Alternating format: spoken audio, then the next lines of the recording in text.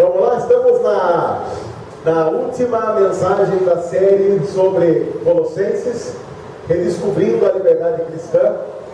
Nós temos olhado com um pouco mais de profundidade para essa parte da palavra de Deus, e eu acho que todos nós temos sido desafiados a um viver cristão centrado nos princípios elementares da nossa fé, e tentando fazer com que nós não apenas creiamos de maneira correta, mas que a nossa prática cristã diária esteja de acordo com aquilo que nós cremos, para que não haja o que há em muitos lugares, uma fé totalmente diferente daquilo que se vive de segunda a segunda.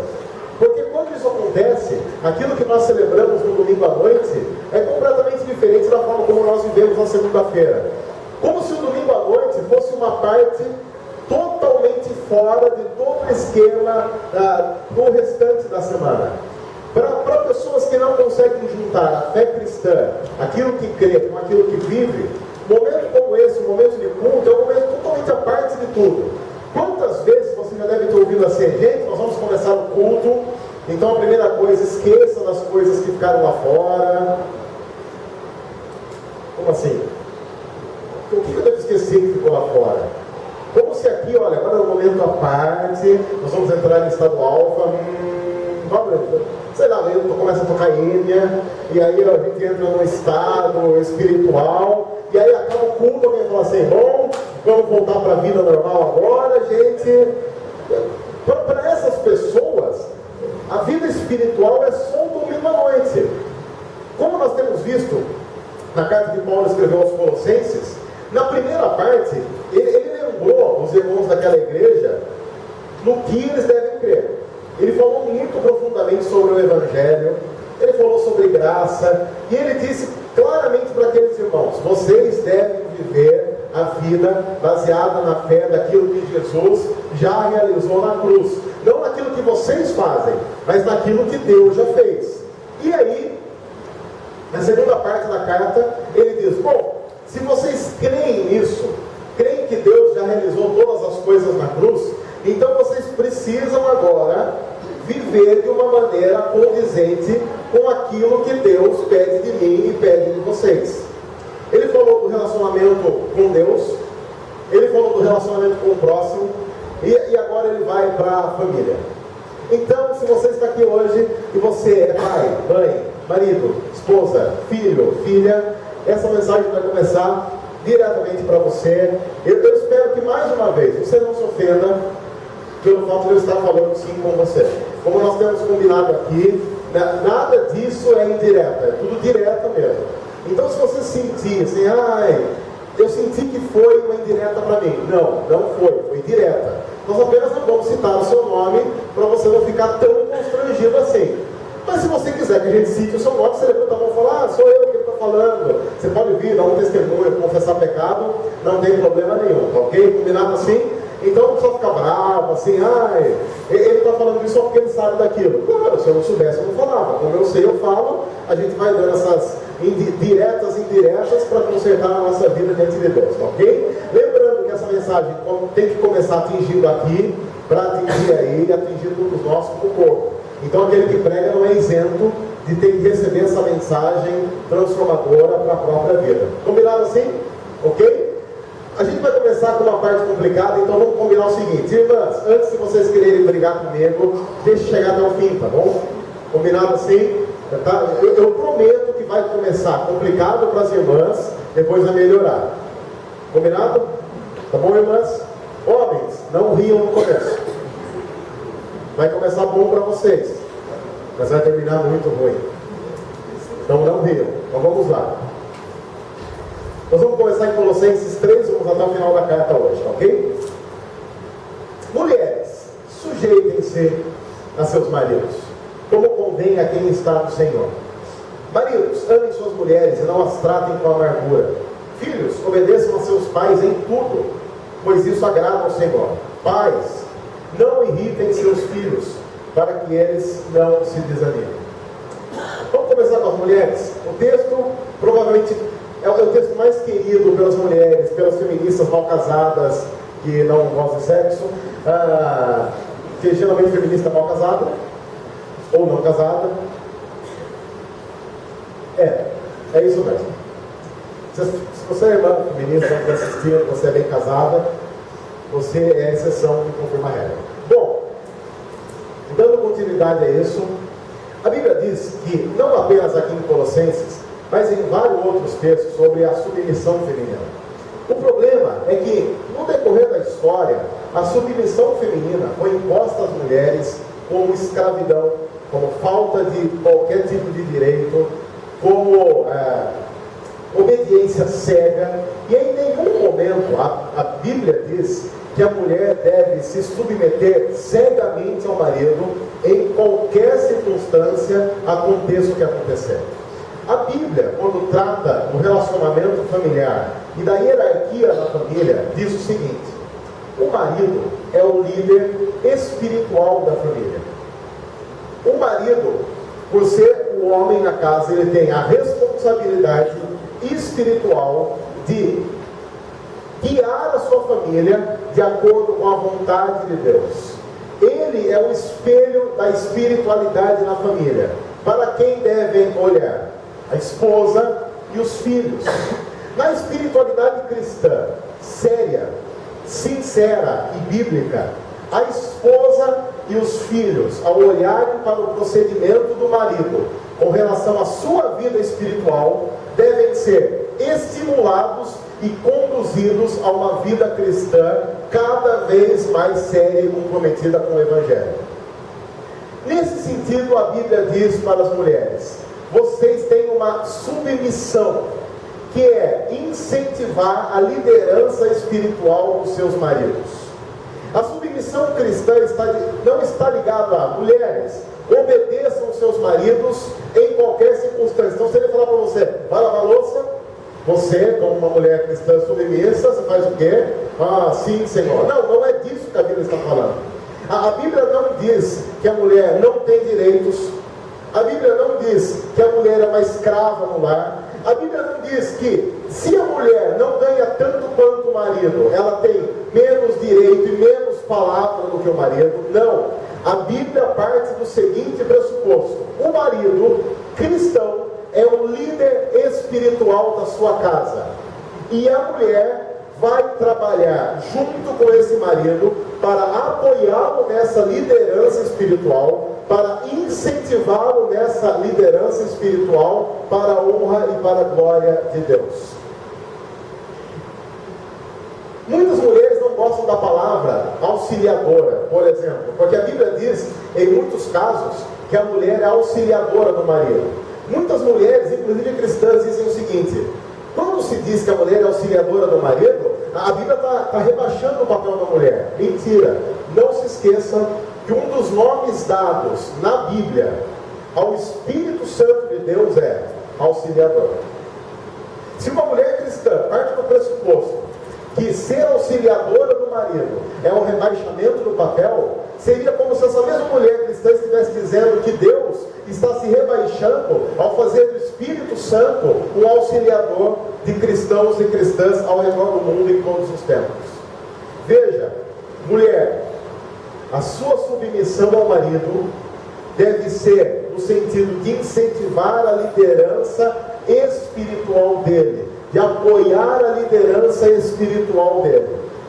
O que significa, inclusive, quando necessário, ter que falar alguma coisa para encorajá-lo, estimulá-lo e talvez dar um tranco nesse homem para dizer: você tem que ser o líder espiritual dessa casa. É por isso que logo em sequência, Paulo, depois de falar das mulheres, diz: maridos, amem as suas mulheres e não as tratem com amargura. Uma coisa interessante. Eu fui fazer uma pesquisa na Bíblia. Sempre que a Bíblia fala de marido e mulher, quando fala de amor, só fala para o marido. É muito interessante. A Bíblia, claro, não está dizendo que a mulher não deve amar o marido. Mas o que aparentemente a Bíblia está dizendo é: a responsabilidade de amar mais é do homem. Porque na Bíblia, o amor sempre está ligado a algum tipo de sacrifício. E o que a Bíblia está dizendo para nós, homens, maridos: Se alguém tem que se sacrificar mais, tem que ser o homem. No sentido bíblico da palavra amor, homem, você tem que amar mais do que a sua esposa. E sabe o que significa na Bíblia amar mais? Se qualquer sacrifício tem que ser feito, é você homem que tem que fazer. Se alguém tem que abrir mão de alguma coisa, é você homem que tem que abrir. Porque inclusive em outro texto a Bíblia diz o seguinte: maridos, amem suas mulheres da mesma forma que Cristo amou a igreja e se entregou por ela. Eu acho que quando a gente pensa no papel na família de homens e mulheres, para mim, biblicamente, fica muito mais claro que o papel do homem é muito mais difícil do que o da mulher. Porque diante de Deus, quem tem que amar mais é você, homem.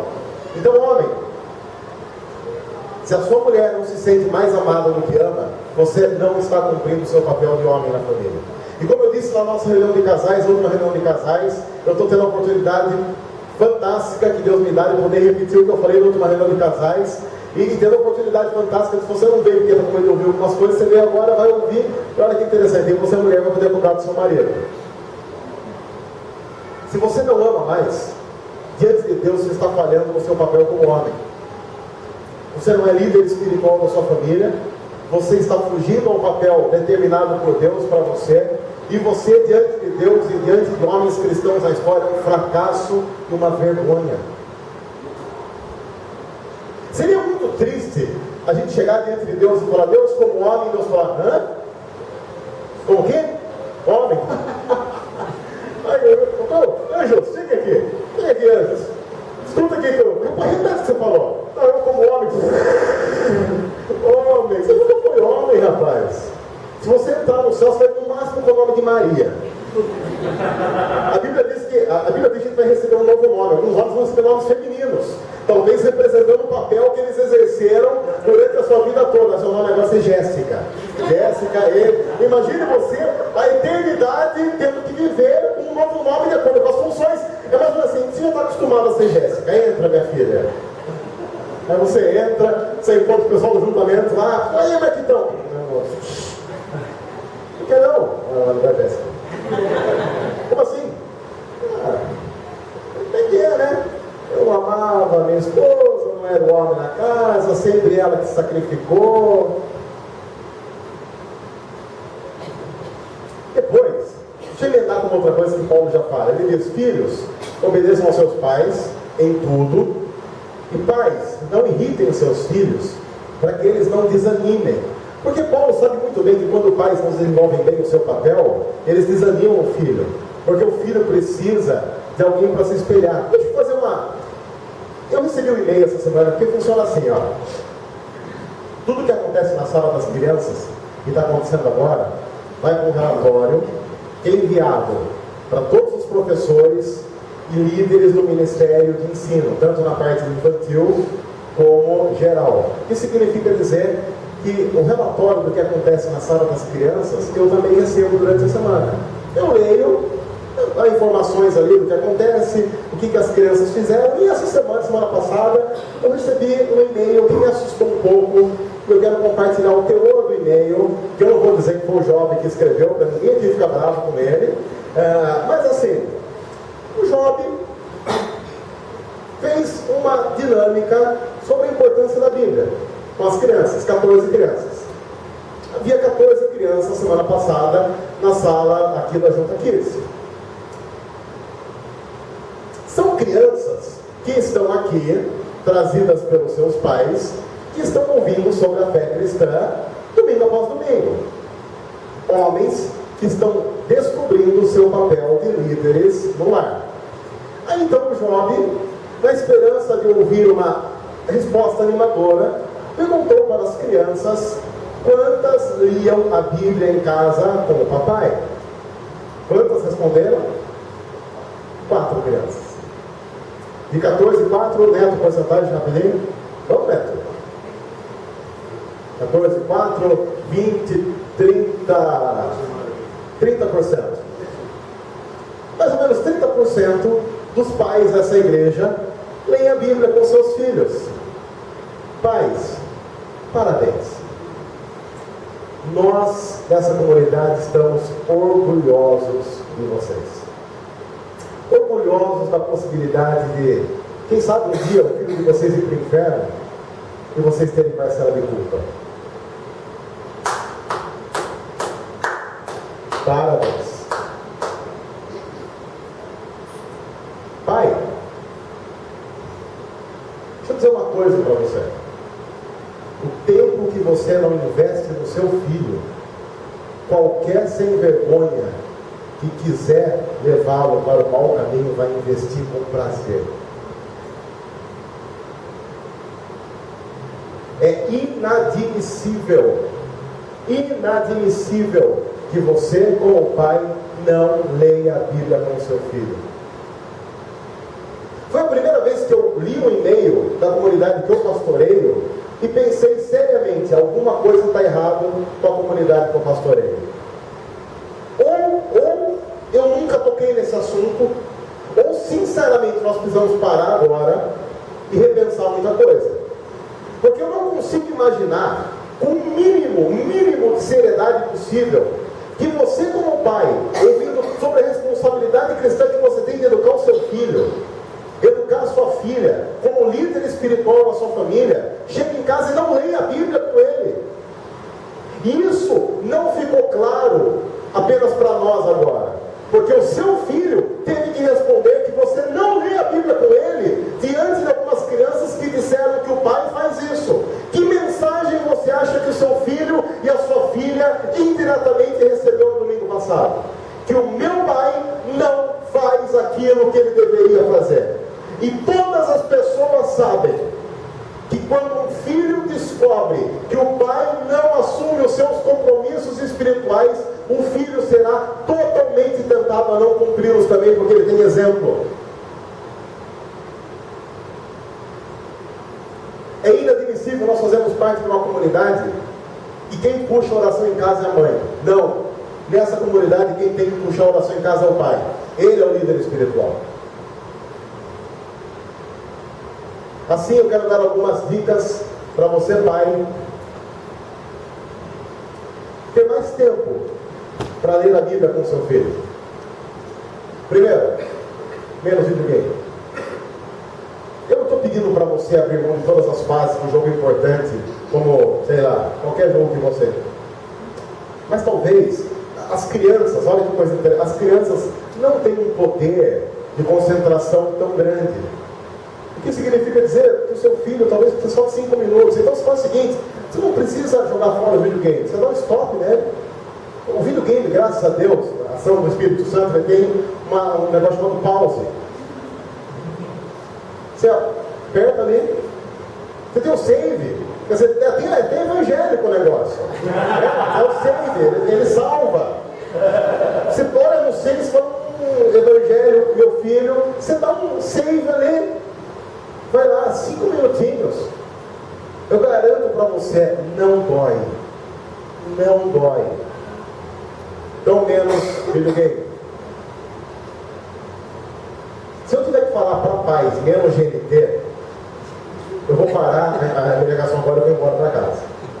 Então nem vou falar menos GNT, porque eu espero que você não seja tão Jéssica assim. Mas menos Sport TV seria importante. Menos ESPN. Se eu também tiver que falar menos Fazenda, eu não vou, por favor.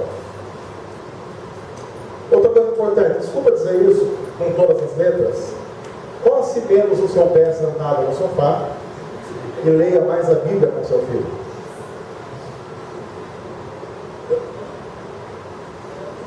Eu gostaria muito que essa parte fosse só comédia, mas não é. Porque eu estou falando isso sabendo que há crianças da minha igreja que voltam para casa e elas não vão ter contato com a Bíblia durante a semana. Eu quero dizer como pastor dessa igreja, isso para mim é muito triste.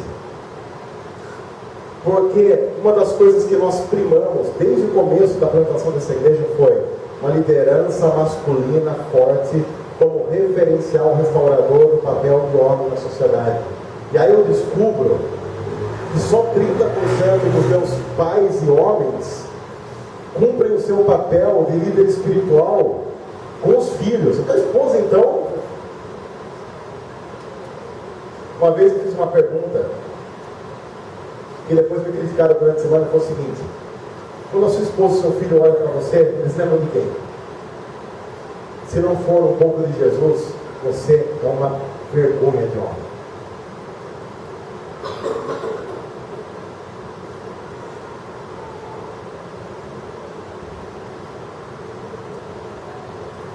Eu sinceramente, desculpa dizer isso de maneira tão incisiva e tão clara, eu espero, como pastor dessa igreja, nunca mais ter que falar algo com essa assertividade aqui. Nunca mais. Do contrário, daqui a pouco eu começo a receber e-mail dos nossos filhos adolescentes.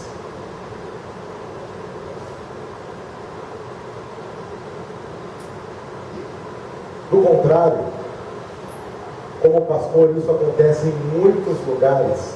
Eu espero, sinceramente, não ter que buscar o filho de ninguém numa boca.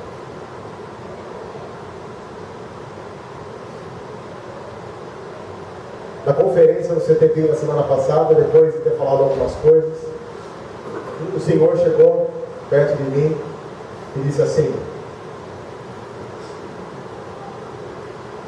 ele falou, eu sou de uma igreja tradicional. Eu tinha falado um pouco da nossa igreja, falado algumas coisas assim, um pouco a mais. Quando ele falou sobre uma igreja tradicional, eu pensei que ele ia me agredir. Mas logo depois que ele falou sobre uma igreja tradicional, o olho dele encheu de lágrimas.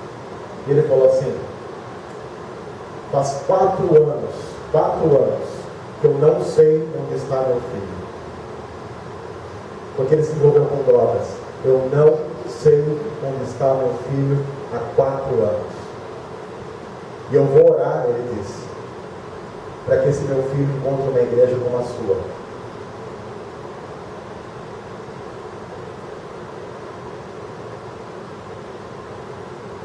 Será que ele poderia orar para que Deus o abençoasse, para que ele encontrasse pais como da nossa igreja?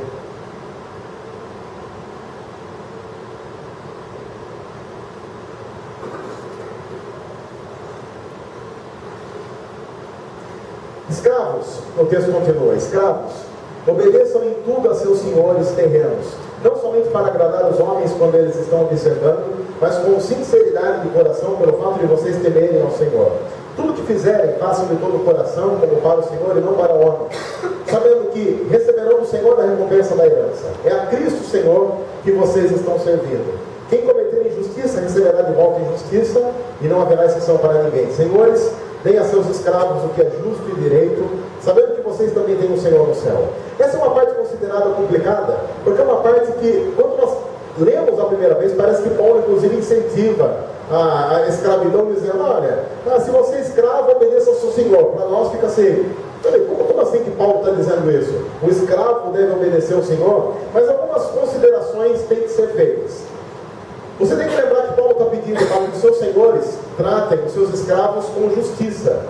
E que naquela época, em muitos lugares, a escravidão era muito parecida com um empregado que você tem dentro da própria casa. Quando a gente pensa em escravidão, a gente pensa na escravidão de acordo com a realidade brasileira, de muitas atrocidades. Mas em muitos casos, e a gente não consegue descobrir qual era o caso específico dessa carta, havia contextos de escravidão em que, se você olhasse para o escravo, ele era muito mais um funcionário que vivia, comia e vivia dentro da casa do seu senhor sem qualquer tipo de maltrato físico. Isso combina inclusive com o que Paulo fala numa outra carta, chamada carta de Filemon, em que Paulo pede para que o senhor desse escravo trate o escravo como um irmão em Cristo. Claro que, se você pensa numa nova realidade em que o escravo é tratado pelo seu senhor como um irmão em Cristo, você deve admitir que o tratamento muda de maneira considerável. Então, antes da gente criticar justificar Paulo, como alguns fazem, dizendo: Paulo apoia a escravidão porque ele diz que o escravo deve obedecer ao Senhor, mas ao mesmo tempo ele diz: Senhor, trate o escravo com justiça. Senhor, não trate o escravo com dureza. Senhor, trate o escravo como você trata um irmão em Cristo. Quase como uma forma sutil de incentivar de maneira definitiva o fim da escravidão naquele contexto cristão. Tá ok? Mas vamos continuar. Aí ele volta de novo a um tipo de relacionamento que ele tinha tratado um pouco antes. Dediquem-se à oração. Estejam alertas e sejam agradecidos. Ao mesmo tempo, orem também por nós, para que Deus abra uma porta para a nossa mensagem, a fim de que possamos proclamar o mistério de Cristo, pelo qual estou preso. Orem para que eu possa manifestá-lo abertamente, como me cumpre fazê-lo. Bom, deixa eu parar um pouco, porque Paulo de novo fala de algo que ele disse no começo, que são os mistérios de Cristo. Porque para Paulo, todo o mistério de Deus foi revelado na pessoa de Jesus. Qual é esse mistério? O mistério da salvação final e definitiva que só acontece na cruz. Todas as vezes, e eu vou dizer algo importante aqui mais uma vez, e eu quero emendar com algo que Paulo vai dizer daqui a pouco. Todas as vezes, quando nós nos reunimos aqui em comunidade, nós ouvimos a história do Evangelho. E eu espero que você não se canse dela, principalmente por um motivo que nós vamos falar daqui a pouco. A Bíblia diz, de uma maneira muito clara, desde o começo dela, que nós fomos feitos para nos relacionar livre, abertamente e eternamente com o nosso Deus. Deus criou o ser humano, estava tudo muito bom, estava tudo muito perfeito, colocou no jardim, tinha tudo, praticamente não existia segunda-feira, era um mundo perfeito onde nada de ruim acontecia.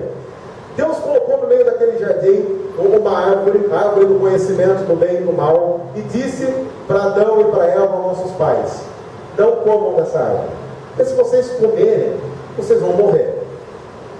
Quando Deus fala de morte, Ele não fala daquela morte que acontece inevitavelmente com a gente em algum momento.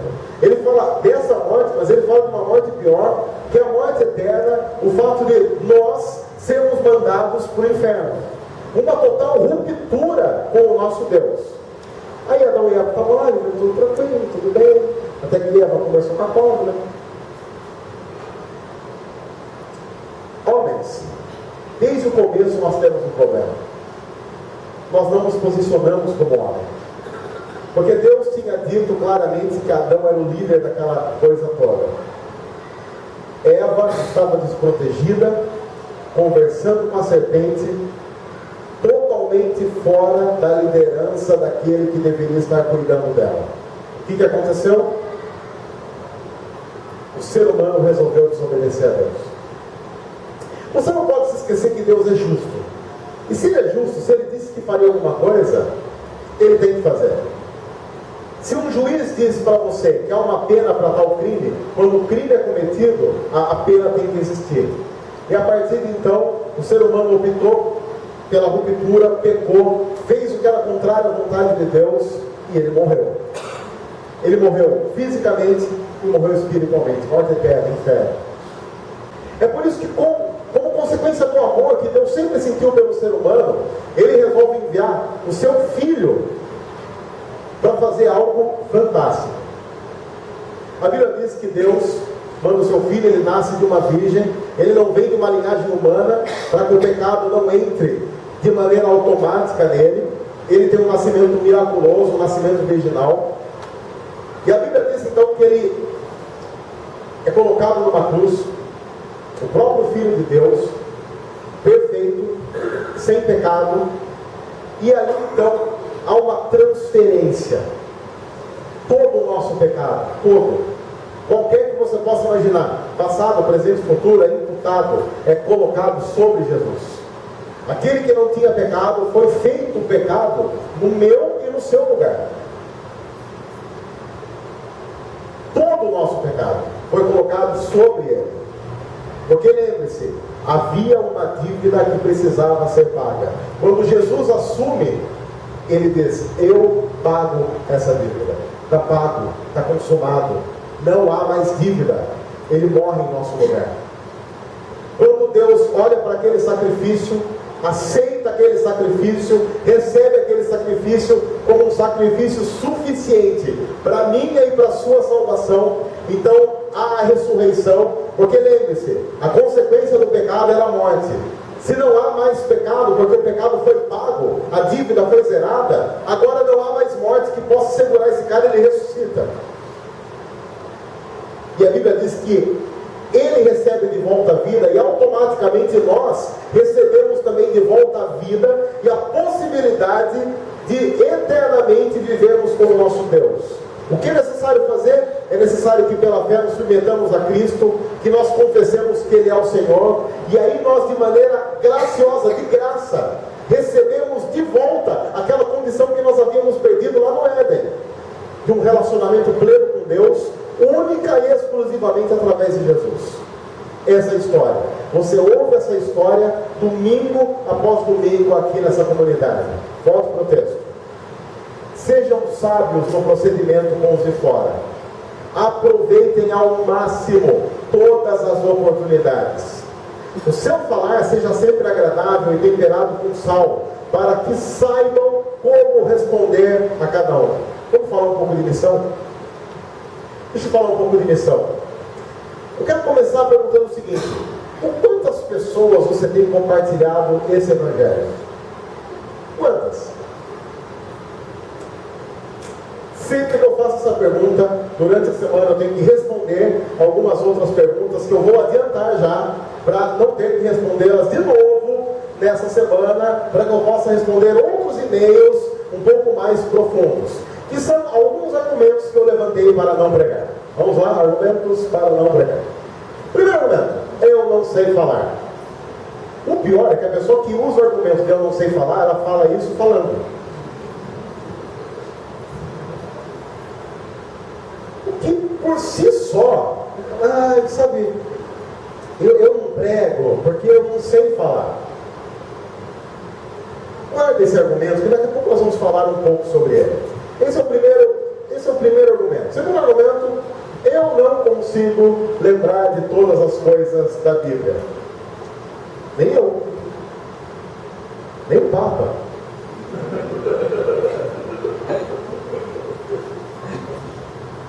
Eu não conheço ninguém que consiga lembrar de todas as coisas da Bíblia. A não ser o próprio Jesus, que é a palavra. Se você, inclusive, encontrar alguém que consegue lembrar de todas as coisas da Bíblia, traz ele para cá, a gente garante que ele vai pregar todo domingo. Eu vou sentar aqui para ouvir com a maior alegria no meu coração. Falar: irmão, vem de novo. Essa igreja tem sapato de fogo.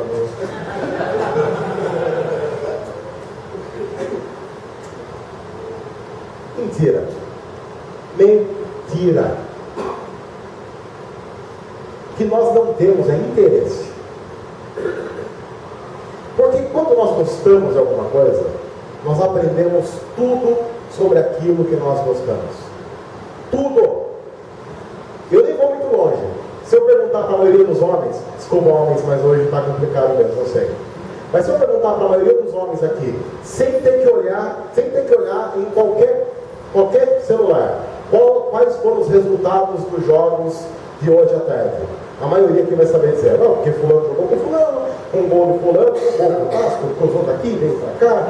Vão saber responder. Nem tem, assim, eu não prego porque eu não tenho tempo para estudar a Bíblia. Você não tem tempo para estudar os resultados da rodada, sabe? É porque você tem interesse. É porque é algo que nos interessa. É algo do qual nós gostamos.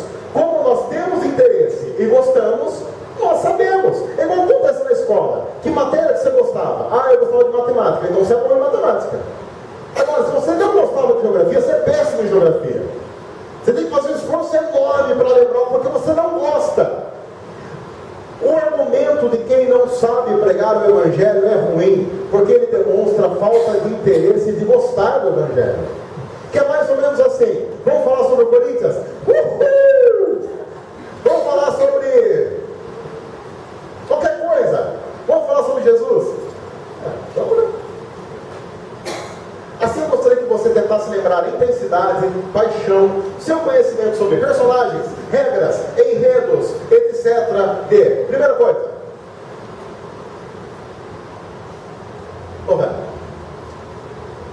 Eu não sei, eu não consigo lembrar dos personagens bíblicos.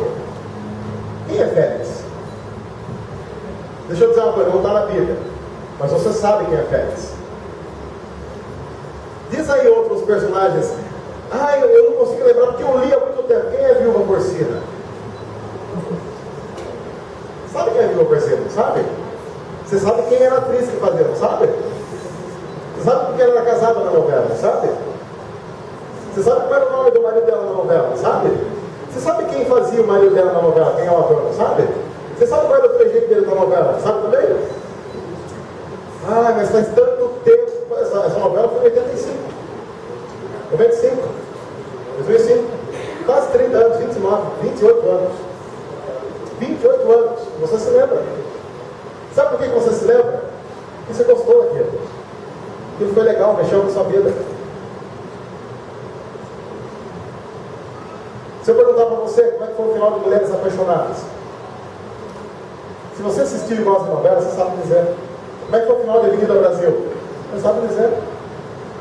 Aliás, você não sabe dizer só o final. Você sabe dizer como começou, quem morreu, por que morreu, onde morreu, como dizia quando morreu, quem era, quem não era, onde era a viagem. A viagem, onde era ali para você levou para nós. Porcaria. O que mais que você sabe, além de novela? Futebol. Eu não consigo porque a Bíblia é muito difícil. Você lembra da final do Campeonato Paulista de 87? Claro que lembra. Por quê? Porque foi o seguinte, a final foi o seguinte: o cara tomou para a direita, era mais ou menos 30 minutos do primeiro tempo, ele cruzou, a bola veio, estava chovendo, aquele cara estava chance, inclusive meio rasgado, ele cabeceou com tudo, a bola ficou batendo atrás, voltou para aquele gol. Olaor, lembra do Olaor? O Olaor jogou no Bom Sucesso, Chapecoense, jogou no Quiririca da Serra, ele da Matsecuba. Depois, tudo não deu certo, ele ficou lá apenas 3 vezes, deu um problema, voltou, foi jogar no Corinthians, depois não deu certo no Corinthians, jogou no Flamengo, no Vasco, jogou. Aí você fala assim, porque o cara da Bíblia. Desculpa, eu sou horrível para guardar personagem. Não, você não é horrível para guardar personagem. Você é horrível para guardar o que você não gosta. Mas quando você fala do seu time, você fala com uma paixão. Que às vezes até quem não torce para o time pensa, podia torcer de time. Pena que eu não nasci torcendo para esse time.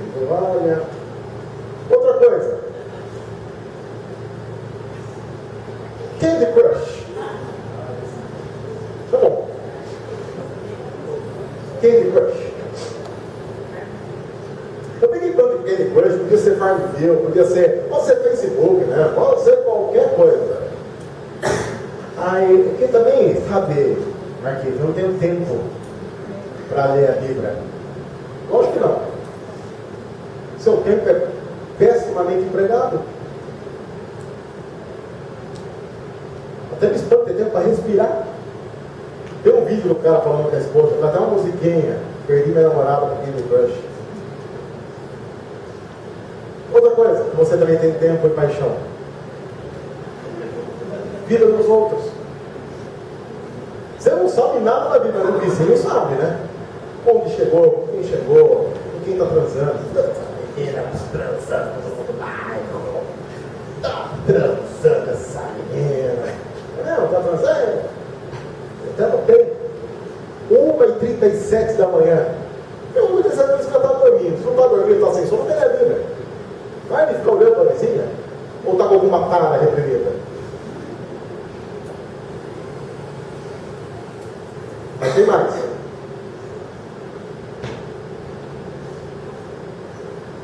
Está conseguindo enxergar? Eu tentei colocar mais ou menos na mesma proporção da paixão com que nós falamos sobre o assunto. Aí sobra Jesus. Sabe, eu não falo de Jesus porque eu gosto de polemizar. Fala de futebol? Fala, polemiza mais que Jesus.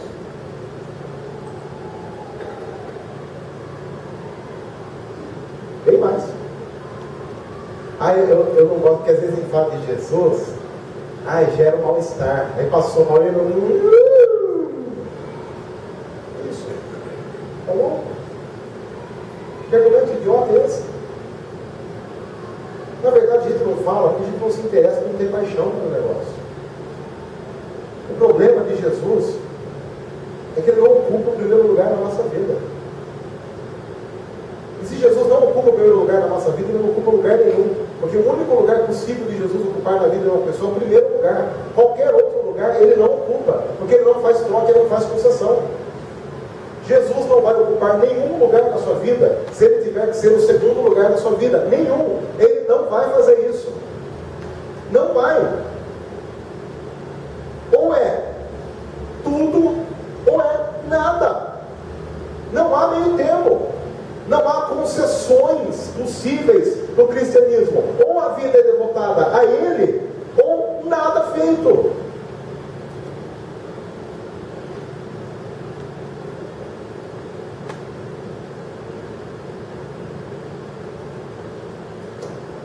Essa igreja ouve falar do Evangelho toda semana.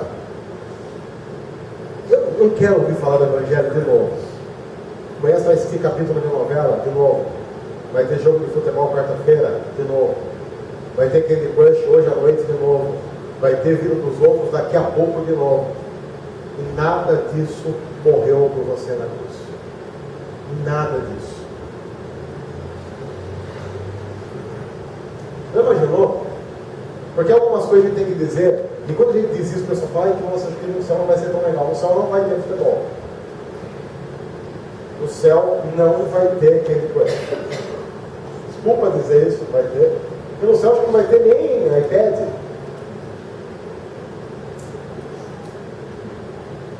No céu não vai ter novela. No máximo um filminho assim do mar abrindo. Melhores momentos da Bíblia. Uma produção melhor que da Record, lógico.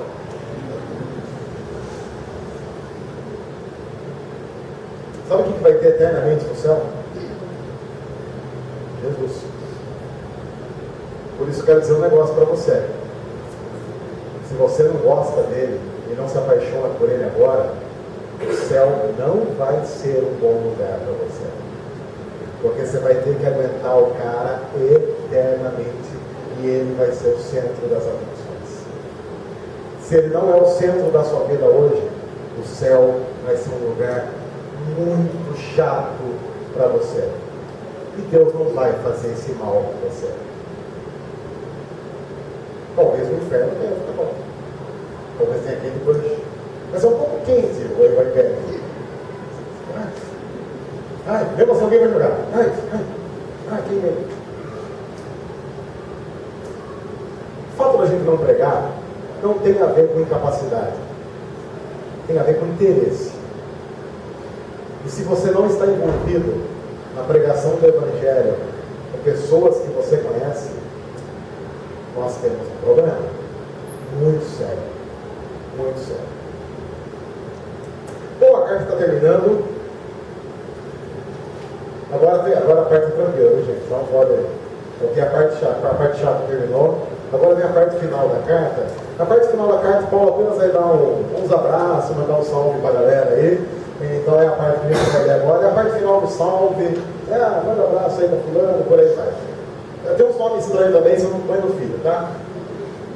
Tíquico, que é um cara, o nome de Tíquico é muito sacanagem. Esse se chama Priscila, você não vai estar nem ligando. Seu nome agora é Priscila. Ufa, graças a Deus. Tíquico lhes informará todas as coisas a meu respeito. Ele é um irmão amado, ministro fiel e cooperador do serviço do Senhor. Eu envio a vocês precisamente com o propósito de que saibam de tudo que se passa conosco para que ele fortaleça os seus corações. Ele irá com Onésimo, fiel e amado irmão, que é um de vocês. Eles irão contar-lhes tudo o que está acontecendo aqui. Aristarco, meu companheiro de prisão, envia-lhes saudações, bem como Marcos, primo de Barnabé. Vocês receberam instruções a respeito de Marcos, e se ele for visitá-los, recebam. Jesus, chamado Justo, também envia saudações. Estes são os únicos da circuncisão, ou seja, judeus, que são meus cooperadores em favor do reino de Deus. Eles têm sido uma fonte de ânimo para mim. Epáfras, que é um de vocês e servo de Cristo Jesus, envia saudações. Ele está sempre batalhando com vocês em oração para que, como pessoas maduras e plenamente convictas, continuem firmes em toda a vontade de Deus. Dele dou testemunho de que se esforça muito por vocês e pelos que estão em Laodiceia e em Herápolis. Lucas, o médico amado, e Demas enviam saudações. Saúdem os irmãos em Laodiceia, bem como Nímpia e a igreja que se reúne em sua casa. Depois que essa carta for lida entre vocês, façam que também seja lida na igreja dos Laodicenses, e que vocês igualmente leem uma carta de Laodiceia. A carta perdida, ninguém sabe, seria legal com essa carta, a gente não sabe onde preparar essa carta que Paulo mandou na Laodiceia. Digam ao Arquipo: cuide em cumprir o ministério que você recebeu do Senhor. Eu, Paulo, escrevo esta saudação de próprio punho. Lembrem-se das minhas algemas, e a graça seja com vocês. Homens, com todo o meu coração, eu espero que vocês voltem muito incomodados para casa nessa noite. Muito incomodados. Homens e mulheres, em missão para Deus, eu espero que todos nós voltemos muito incomodados com o lugar que Jesus de verdade ocupa em nossa vida. Qual é o lugar dele? De verdade. Lembre-se, a Bíblia sempre será difícil para quem nunca lê.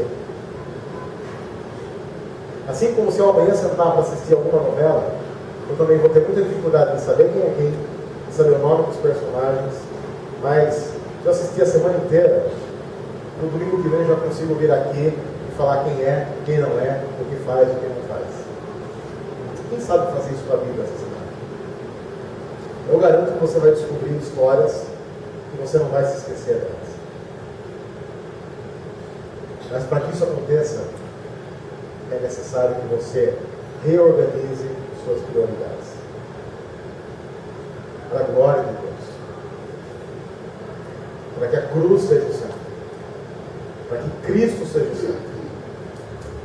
Para que a nossa vida cristã não seja a vida de apenas mais um povo que se reúne no domingo à noite para cantar umas músicas legais, ouvir alguém que fala e de vez em quando conta umas piadinhas que são legais, que são interessantes, e que a gente vai para casa e acha legal fazer parte de uma igreja que é um pouquinho diferente, só para dizer que não é igual todo mundo, mas no fim a gente é igual todo mundo age. Porque, sinceramente, se a nossa igreja for diferente, apenas um layout, você acha de verdade que Deus iria inventar uma igreja para ser diferente só no layout? Imagina Deus lá no congresso espiritual de Deus, dos planos eternos. Aí Deus fala assim: em Piracicaba, lá no século XXI, nós vamos colocar no coração do pessoal para plantar a igreja. Olá, e qual vai ser o diferencial dessa igreja? Vai ser, o pessoal vai lá de jeans. Senhor, que ideia maravilhosa. Como alguém não tinha pensado nisso antes. Olha, inclusive quando está calor, eles vão de bermuda. Senhor, que maravilhoso. Deus é maravilhoso. Olha só, não vai ter nada. Os anjos começaram a orar em línguas nessa hora. Começaram a orar em línguas. E eles também, assim, vão ser considerados como uma igreja descolada. Que maravilha, Senhor. Senhor, pergunta, e Jesus? Esquecemos desse pequeno detalhe, não é verdade? Não, mas no quesito Jesus, eles vão ser iguais a todas as outras igrejas que já existem lá. Mas que ideia boa plantar essa igreja, né, Senhor? Mais uma para fazer igual todo mundo faz no que é importante, para fazer diferente no que não é importante. Gênio. Só um gênio para pensar isso.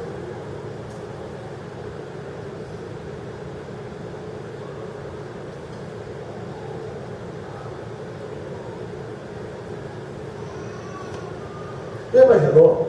Nós tivemos 2 pessoas do Chile aqui conosco hoje. Já pensou se eles voltam para o Chile e alguém fala assim: conta como é que a igreja lá em Piracicaba é da gente?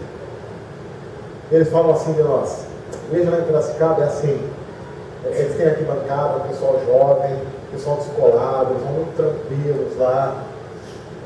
Assim, nossa, muito legal. Eles cantam música, o volume um pouco mais alto e tal. Aí apaga a luz, acende a luz do palco, e aí projeta, nossa, um negócio meio louco.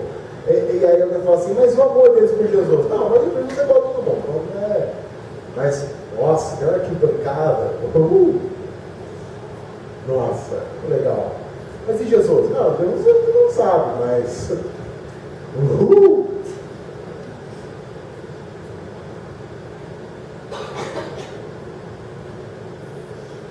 Aí sei lá, a gente corre o risco de chegar no céu, todo mundo desapega.